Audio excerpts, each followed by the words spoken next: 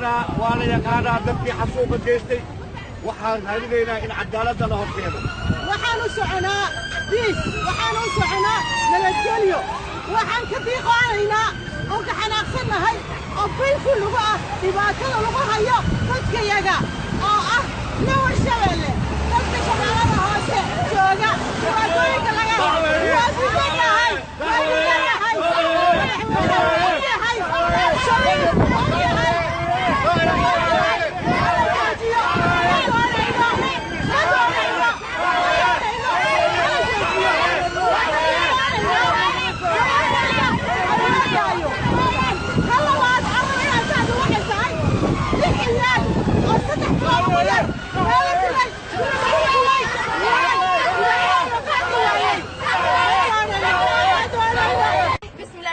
Today we are here protesting against Sharif Hassan because I was born in London, but I want to go back to Somalia. All my friends have gone back to where they came from, but I can't because I'm from Abgoy. Both my mum and dad are from Abgoy, but because of Sharif Hassan, I am not able to go back there.